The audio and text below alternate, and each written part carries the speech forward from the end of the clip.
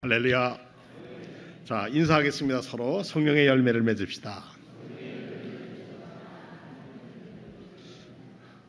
오늘의 성령의 열매는 성실, 신실을 함을 오늘 우리 주의를 지키면서 서로가 서로에게 성실한 것, 이것을 오늘 마음에 두고 성령의 열매를 맺었으면 합니다. 전도서를 읽을 때에는 젊은이들은 읽을 때가 재미가 없습니다. 그런데 연세가 들수록 전도서는 참 마음에 와닿는 글입니다. 사실 전도서라고 하는 말은 코헬렛이라고 하는 히브리 말인데, 연세는 많고 덕망이 있고 믿음이 있는 어른이 사람들에게 가르치는 그런 선생님을 말할 때 코헬렛이라고 했습니다. 그것이 이제 70인역으로 히라보 성경으로 바꿔지면서 에클레시아테스라고 해서 회중들 앞에서 전하는 말, 이렇게 바뀌었다가 이게 중국어 성경이 되면서 도를 전하는 거라서 전도서가 됐어요. 그래서 우리는 그냥 성경에 선택 여지 없이 그냥 우리 성경에는 전도서라고 써 있습니다. 그래서 요즘 새로 번역되는 성경에는 코헬렛 이렇게 쓰고 있는 성경도 많습니다. 그것도 틀린 말은 아니니까 혹시 코헬렛 그런 거 성경에 없는 건데 하지 마시고, 코헬렛이라는 게 뭘까? 뭐 여러 가지 일들인데 그중에 오늘은 때에 대한, 타이밍에 대한 말씀으로 말씀을 드리려고 합니다. 변화하는 이 시대에서 이 전도서 코헬렛처럼 하나님의 절대성과 영원하심을 가르치기 위해서 자녀들이나 젊은이들인가, 이번에 이제 명절이 다가오는데 명절 때 여러분의 자녀들에게 어떤 덕담을 넘겨주겠습니까? 근데 오늘 전도서를 누가 썼냐 그러니까 정확한 것은 아니지만 학자들마다 다릅니다만은 솔로몬이 썼다 이렇게 얘기합니다. 예루살렘의 왕 전도자라. 그런 한때 위대한 일을 위해서 몸부림치기도 했고 많은 것을 이루기도 했습니다. 젊은 날에는 아주 자부심도 가졌고 인간의 본성이 그러듯 성공과 성취와 도취가 되어서 하나님의 자리에 자기 서서 이방신들을 섬기는 그런 부끄러운 일도 했습니다. 근데 그가 결국 노인이 되었을 때에 자신의 연약함을 직면할 수밖에 없었습니다. 그래서 이 코헬렛 이 마지막을 보면 젊음과 늙음 또는 죽음에 대한 충고와 묘사가 아주 잘 설명되어 있습니다. 젊음과 늙음은 햇빛과 어둠, 봄과 여름, 겨울처럼 대조적인 모습으로 비교를 합니다. 청춘을 즐기라고 하는 이 코헬렛의 권유는 어떤 향락이나 방종에 부추기는 게 아니라 살아있는 모든 이들의 삶을 허락해 주신 하나님 앞에서 하나님의 심판을 기억하면서 자유롭고 적극적으로 살아가라 하는 권유가 전도서의 내용입니다. 전도서에는 모든 얘기가 이 때가 얼마나 소중하다고 하는 것을 우리에게 일러주고 있습니다. 그런 이 때 중에서 어떤 것을 때를 얘기하느냐, 그 마지막 결론은 한번 따라 보겠습니다. 하나님 두려운 줄 알아. 그의 분부를 지키라. 이게 전도서 12장 13절에 하나님을 두려워할 줄 알아야 한다. 그리고 그의 가르치심을 따라야 한다. 이것이 전도서의 요약입니다. 우리나라의 그 성리학의 큰 어른이신 퇴계 선생은 자기가 배우는 서원에 오는 사람들에게 앞에 딱 석자를 싹 써붙였답니다. 그 석자가 뭐라고 써있냐면 지금도 가면 있더라고요. 신기독이라. 그 신기독이라는 말은 뭐냐면 홀로 있을 때에도 삼가라. 나 혼자 있을 때도 생각과 말과 내 자신을 잘 지켜라. 참 우리나라에 이런 훌륭한 스승들이 계셨어요. 자신의 믿음이 약해지고 연세가 들어서 기도하는 것도 줄어들고 성경 말씀을 가까이 하는 것도 조금 힘들어지고 이렇게 될 때에, 그러다 보면 예배당에 나가는 것도 힘들어지고 이렇게 자꾸 힘들어지는 내 삶이 다가올 때에 우리가 기억해야 할 것은 하나님 두려워할 줄 알아야 되고 그의 분부를 우리 생활에서 어떻게 실천할 건가, 이거를 가슴에 담고 우리가 살아가야 한다는 겁니다. 그래서 전도서는 인생의 연륜을 쌓은 후에야 공감할 수 있는 진리들을 담고 있습니다. 연세가 들어갈수록 이 전도서를 읽는 것은 아주 적절한 노년의 지혜입니다. 이 시기가 되면 누구나 자기 인생을 뒤돌아봅니다. 그러면서 어떤 이들은 아쉬움을 느끼고 감사하는 분도 계실 것입니다. 그러나 자기의 과거를 돌아보고 성찰하고 반성하며 새로운 날을 맞이하도록 준비하는 것 그 자체가 축복입니다. 서양에서는 그래서 우리는 신기독이라는 말이 있지만 서양 사람들이 막 가슴에 주는 경구가 있는데 그것은 모멘트 모리라고 하는 말입니다. 모멘트 모리라는 말은 라틴 말인데 죽음을 생각해라 그런 뜻입니다. 환난과 핍박이 많았던 고대 교회에서 죽음을 자주 생각하는 것을 영적 생활이 아주 중요한 요소라고 생각했습니다. 사실 예전 초대교회 사람들은 세례받는다는 것은 목숨을 걸어야 했습니다. 왜냐하면 주, 로드, 또 아도나이 이건 전부 다 하나님께인데 그 당시에는 황제가 신이었어요. 그러니까 예수님을 주님으로, 성령님을 주님으로, 하나님을 주님으로 섬긴다는 것은 왕하고는 전혀 배치되는 일이어서 그들은 뭐 사람 취급받지 못하고 핍박을 당했습니다. 그래서 세례를 받는다고 세례를 받고 고백을 하기까지는 참 자기의 목숨을 걸은 거예요. 우리나라에 정조 때죠. 아주 신유 박해가 일어나고 박해가 일어나면서 서학을 하는 사람들이 얼마나 정씨 집안에 특히 정약 쪽으로부터 해서 수많은 사람들이 세례받았던 것 때문에 저 귀양도 가고 모진 생활했어요. 오늘 어떤 사람이 학자가 쓰기를 정조의 실록에 보면은 정약용의 글이 많이 나 그게 보통 이렇게 많이 나오지 않는다는 거예요. 왜냐? 정약용이는 똑똑하고 지혜롭고 그런 사람이었지만 뭐예요? 그 사람은 예수쟁이였다는 거예요. 천주학쟁이였다. 그래서 이렇게 공식 문서에 이름을 올리는 것을 꺼려했다. 그래서 정조실록을 읽어봐도 정약용이나 정약종에 대한 글들은 굉장히 소외되고 있다. 이렇게 역사가들은 얘기합니다. 어쨌든 이 모멘트 몰이라고 하는 것은 우리의 다가올 죽음을 너는 생각해봤냐? 생각하고 사느냐? 이런 질문입니다. 이제 우리 음력 2017년이 끝나고 이제 2018년 새해가 또 새해를 맞습니다. 한 달 반 남짓에 또 새해를 넘깁니다. 이럴 때 우리가 또 뭐가 찾아옵니까? 다음 우리 수요일부터는 제수요일에서 사순절이 다가옵니다. 사순절이 다가오면 예수님의 고난의 길을 우리는 또 함께 걸어야 합니다. 부활절까지 올해 4월 1일이 부활절인가 그렇죠? 근데 이런 날을 기억하면서 서양의 교회들은 이 장엄미사라고 하는 것을 굉장히 소중히 여겼습니다. 실제 이 장엄미사는 죽은 사람을 위한 장례식인 것이었지만 그것이 아니라 사람들의 삶 속에서 죽음이라는 것을 기억하라 하는 예배였습니다. 그 내용이 이렇습니다. 인생은 짧고 빨리 끝난다. 죽음은 신속히 오고 아무도 차별하지 않는다. 모든 것을 파괴하는 죽음은 아무도 동정하지 않는다. 우리의 죽음을 향해서 서둘러 가고 있다. 그러니 죄 짓지 말고 살자. 이게 한 절입니다. 또 한 절을 보면 가던 길에서 돌이켜 어린아이와 같아지고 너의 삶을 더 낮게 변화시키지 않으면 복된 하나님 나라에 들어갈 수 없으리. 우리는 죽음을 향하여 서둘러 가고 있다.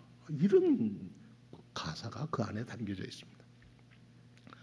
책을 읽다가 어부의 기도라는 기도를 읽게 됐습니다. 아주 기도가 어부가 기도인데 17세기에 누가 썼는지 모르는 그 어부가 어느 그 어촌 마을에 예배당 벽에다가 아마 써놨던 건가 봐요. 근데 이 시가 아주 재미있는 시예요. 어부의 기도 읽어보겠습니다. 주님, 저로 하여금 죽는 날까지 물고기를 잡을 수 있게 하시고, 죽는 날까지 자기는 물고기 잡게 하시고, 마지막 날이 찾아와 당신이 던진 그물에 내가 걸렸을 때 바라옵건대 쓸모없는 물고기라 여겨 내 던짐을 당하지 않게 하소서. 아멘. 이게 끝입니다. 다시 한번 읽어볼까요?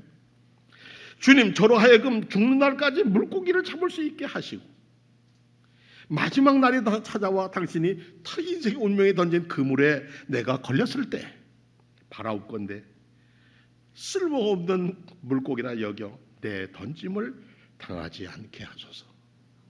자기의 일상생활에서 물고기를 잡아와서 쓸모없는 고기 얼마나 나눴겠습니까? 이렇게. 그것을 바라보면서 내 인생이 마지막 날에 왔을 때 저 쓸모없는 거야, 이렇게 당하지 않게 해달라는 기도입니다. 전도자는 오늘 모든 때라는 말씀인데, 이 때는 어느 때냐? 모든 일은 다 때가 있는데 세상에서 일어난 일마다 알맞은 때가 있다는 겁니다. 여기서 이 코엘렛 전도자는 두 가지 때를 얘기합니다. 하나는 우리말로 말할 때 타임입니다. 때, 이제 떠날 때가 되었어 할 때 타임이에요. 이제 굿바이 할 때가 됐어요. 타임입니다. 또 하나는 시즌이라는 게 있죠. 요즘은 무슨 시즌이야? 뭐 바닷가에 가면 요즘 뭐 무슨 게 좋고 뭐 이렇게 때, 그 시즌이 있습니다. 둘 다 때인데 서로 상반되는 행동을 오늘 14 쌍으로 묶어서 오늘 때를 여러분들이 오늘 함께 성경을 읽으셨습니다. 모두 28번에 나오는 때가 있습니다. 완전수 7의 4배입니다. 여기서 이 전도자는 인생이 일어날 수 있는 모든 때를 망라하고 싶었던 겁니다. 이 항목을 더 늘려서도 할 수 있었겠지만 자기는 완전의 수 7을 해서 4, 7은 28, 28개를 나눴습니다. 때가 있다는 28번을 읽으면서 여러분들은 어떤 마음을 가지셨습니까? 오늘 본문의 메시지를 한마디로 요약한다면 타이밍이다, 인생은 타이밍이다 라는 거죠. 그 타이밍을 놓치면 안 된다. 인생의 성패는 타이밍에 있다는 겁니다. 그것은 누구나 아는 다 진리입니다. 근데 이 두 가지 뜻이 있는데, 이 타이밍 안에는 때를 만나는 때, 때를 타는 것을 말합니다. 우리 말에는 시대가 영웅을 만난다는 말이 있죠. 저 베트남에 가서 축구 감독을 갔던 박항서라고 하는 축구 감독이 이 베트남에서는 아주 영웅이 됐답니다. 왜냐? 어려울 때 가서 몇 달도 안 가르쳤는데 그 선수들이 눈이 반짝반짝해지고 1등도 못하고 준우승을 했어도 우리에게 희망을 줬다는 거죠. 박항서라는 감독이. 근데 희망을 준 말 중에 뭐가 희망이냐 그랬더니 선수들이 처지면은 그랬답니다. 저도 뭐 읽은 글입니다. 너희가 입고 있는 것, 너희가 신고 있는 신발, 너희가 먹는 밥은 다 국민이 세금으로 낸 거다. 이런 얘기를 했대요. 그래서 정신들을 번쩍 들게 했답니다. 어린아이들, 23살 아이들. 또 뭐라 그랬느냐? 너희는 진 것이라고 고개 숙이지 마라. 어떻게 경기에 질 때도 있지? 졌다고 맨날 고개를 숙이면 되냐? 고개를 들어. 우리는 할 수 있다. 다음 경기에 어떻게 될런지는 모르지만 지도자가 앞에 서서 우리에게 때가 있어. 이 때를 우리는 놓치면 안 돼. 그러니까 우리는 다음에 만났을 때는 더 성장한 모습으로 만나자. 열심히 하자. 그런 말이 뭐예요? 베트남 온 민족 사람들의 마음을 울리는 거예요. 우리나라도 이제 경제가 많이 성장하고 베트남이라는 나라가 이제 점점 잘 사는 나라가 되어 가는데 우리는 중국도 뭐 해낼 수 있었다, 이겼다, 뭐 이러고 이제 자기들이 용기를 갖고 나가게 됐다는 얘기예요. 타임이라는 건 뭡니까? 태어날 때가 있다면 죽을 때가 있다. 그것 역시 우리가 결정할 수 있는 것이 아닙니다. 그 결정은 하나님이 하시는 겁니다. 그러나 죽음의 타이밍이 오기 전에 우리가 할 것이 있습니다. 그것은 뭐냐면 하나님은 우리 아버지시라는 것과 하나님 주 예수 그리스도는 우리의 구주시라는 것과 예수 십자가가 구원의 징표라는 것과 우리에겐 죽음 넘어 부활의 소망이 있다는 것을 붙들 수가 있습니다. 이건 타이밍입니다. 이걸 놓치면 안 됩니다. 우리의 삶이 곤고하고 어렵고 뭐 하더라도 지켜야 하는 건 지켜야 하는 겁니다. 태어나고 죽는 것만이 아닙니다. 어떤 사람은 잘한 것 하나도 없는데도 좋은 기회를 만나고 아무리 노력을 해도 기회를 얻지 못하는 인생도 있습니다. 성도님들이 이 자리에 오기까지는 여러분의 노력만으로 되었다고 생각하십니까? 아니면 성령께서 오늘 여러분들을 이끌어서 이 자리에 오게 하셨다고도 믿습니까? 때를 얻었다고 하는 것은 주님을 모셨다고 하는 말과도 같습니다. 왜냐하면 그 시간을 주관하시고 역사를 주관하시는 분이 하나님이시라고 믿고 그것을 따르기 때문입니다. 근데 참 안타깝게도 예수 믿는 사람들 중에 점을 치는 사람들이 있다는 겁니다.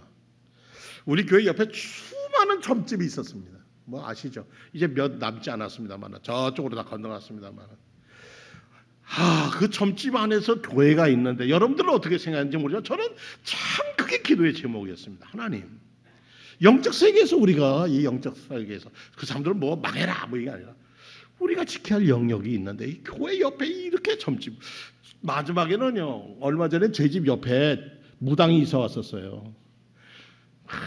만자를 탁 붙이고요. 근데 매일 구슬하는데 안 맞는다는 거예요. 자꾸 옛날처럼 안 맞는다는 거예요. 그러다 옆에 목사가 산다는 걸 몰랐던가 봐요. 이게 신들린 사람은 제가 신들린 사람인데 가짜 신하고 진짜 신하고 다릅니다. 그래서 그러니까 결국 이사 갔어요. 어디가 사는지 모르고 이사 갔어요. 제가 주문진교에 있을 때 어느 날 아주 교회 오시면 이렇게 딱 인상이 좀 요상하게 생기신 그런 분이 왔는데 뭐 향수도 뿌리고 뭐 그래서 어떻게 오셨냐 그러니까 얘기를 안 해요. 나중에 물어보니까 점치러 용한 사람 점치러 갔는데 당신의 병은 꼭 날 때가 한 군데가 있다 그러더래요. 어디냐 그러니까 교회 가면 된다. 감리교회 가면 너 난다 그러더래요. 이거 제가 얼마나 감사했는지 그 무당 누군지 알려주면 가서 고맙다고 인사를 해야 되는데 그런데 교회 옆에 또 무당이 있었던 거예요. 그 주문집교회 옆에도 또 점치는 무당이 있는데 저희 교회가 교회를 확장하면서 한 1000평을 땅을 샀어요. 집도 한 7, 8채 사라 헐고 대한당을 딱 허니까 그 집에서 당장 담쳐달라는 거예요. 왜냐 그러니까 굿이 안 된다는 거예요. 굿이 안 된다는 거예요. 그래서 예수 믿고 구원 받으라고 그랬더니 뭐라는 줄 아세요? 나도 이거 하고 싶어 하는 줄 아세요? 먹고 살려니까 하죠. 하나님의 영의 역사는 그래요. 뭐 그래요. 근데 실제 그래요. 하나님은 모든 일을 제때에 일어나게 만드셨습니다. 그래서 하나님을 사랑하는 자, 곧 그 뜻대로 부르심을 입은 자들에게서는 모든 것이 합력해서 선을 이룬다고 했습니다. 저도 아팠던 것이 제게는 참 도움이 됐어요. 더 깨어나게 해주시고 저를 새롭게 세워주시는 그런 약할 때 강함 되시는 하나님을 붙들게 되는 것, 이게 하나님의 은혜죠. 그러니까 선한 것이죠. 그러니까 감사함으로 받아야 할 것이죠. 그러니까 버릴 것이 없어요. 감사함으로 받으면. 하나님께서 우리 인간에게 영혼을 사모하는 마음을 주셨다는 거예요. 혹은 과거나 미래를 생각하는 감각을 주셨다는 거예요. 그래서 점쟁이들은 미래 것을 얘기하지만 우리는 미래 안에 거하는 거예요. 그게 우리가 다른 거예요. 점쟁이는 미래 일도 맞추고 병도 고치고 뭐 다 할 수 있어요. 심지어 제가 주문지 있을 때 무당에 예수 믿고 구원 받았는데 그 사람은 어떤 정도냐면 너 아무개 배 오늘 배 나가면 어디 가면 고장나면 네 부속 뭐가 고장이 나는데 그 부속은 강릉도 없고 중도 없고 저 부산 무슨 고 어느 동네 어느 가게 몇째 선반에 가면 거기 있어. 이렇게 할 정도였어요. 쪽집 게 아니야 이 정도요. 근데 그 사람이 동자신 버리고 대감신 버리고 누구에게로? 예수님께로 돌아왔어요. 어떻게 하냐면 믿음으로 돌아오는 거예요. 왜냐? 그가 자기 인생을 바꾸는 게 아니어서 자기 인생을 또 망치는 거고 자기 남편이 배에서 내렸는데 그 자리에서 급살맞아 죽었어. 자기가 그렇게 신을 잘 모셨는데 왜 남편을 데려간단 말이에요. 그때가 자기의 제일 큰 충격이었다고 그래요. 내가 신을 잘 모셨는데 왜 내 남편을 걷어간 거. 그 다음부터 신치였는데 하나님을 만나는 사람들은 타이밍을 놓쳐서는 아니 됩니다. 밋밋하게 자꾸 놓치면 주일 예배 빠지는 거 한 번 빠지고 두 번 빠지는 거 그거 타고 지옥 가지 않습니다. 금방 누가 숨어서 뭐 좀 먹고 뭐 했다고 지옥 안 가요. 그런데 뭐가 문제냐면 점점점 하나님으로부터 멀어진다는 겁니다.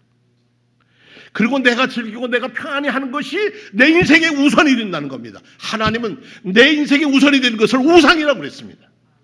하나님은 우상 숭배를 두려워하시고 금지하신 이유는 뭐냐면 하나님 외에 다른 신을 섬기지 말라는 거예요. 하나님은 인간에게 영혼을 사모하는 마음을 주셨습니다. 둘째로 인생의 타이밍이라고 말할 때 우리는 우리가 선택하고 우리 자신이 행동하는 시간을 가리킵니다. 알긴 알았는데 그다음에 행동하는 시간을 타이밍이라고 합니다. 우리나라 축구 선수들이 꼭 골대 앞에 가서 우물쭈물하다가 못 넣는 경우도 있고 어떻게 하다가 공을 또 애써서 한 골 넣었는데 금방 또 한 골 먹을 때가 있어요. 요즘 그거 병이라고 그러잖아요. 우리가 사랑할 때와 우리가 기도할 때를 놓치지 마시기를 주의 이름으로 권면합니다. 여러분 놓치면은 주님을 놓칩니다. 때를 분별하고 때에 맞게 행동하는 것이 하나님의 은혜입니다. 페르시아 시대에 한 신전에 이런 글이 써 있답니다. 6가지 참회 한번 읽어보겠습니다.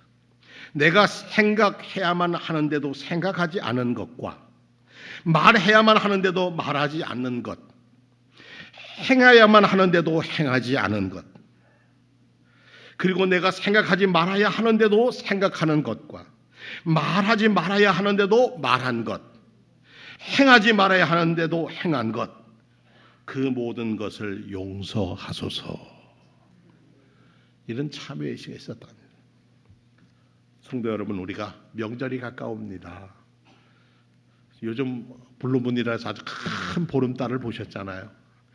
정말 크더라고요. 일식도 월식도 하고 그랬는데 우리가 이 세상에 좋아하는 것, 좋아하지 않는 것 다 있지만 그 가운데에서도 하나님은 당신의 뜻을 이루어 가신다는 겁니다. 어느 누구에게? 하나님을 사랑하는 자, 그 뜻대로 행하는 사람에게 하나님은 당신의 섭리를 행하니 감사하며 살아라.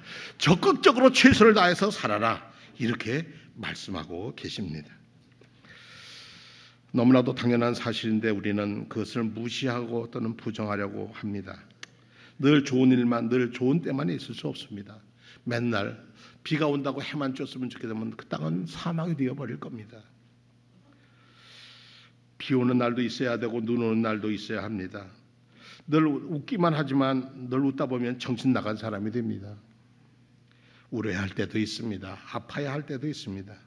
그러나 더불어 아파야 할 줄 알아야 합니다. 아픈 것도 허무한 것도 찢는 것도 다 인생의 일부입니다. 지나오면 그것이 다 하나님께서 우리에게 주신 은혜였다고 고백할 수 있어야 할 줄로 믿습니다. 성도 여러분, 2월이 첫 주일입니다. 여러분의 삶에 때를 잘 찾으시고 때에 맞게 용기 있는 성숙한 그리스도인이 되기를 축원합니다. 다 같이 신앙 고백하겠습니다.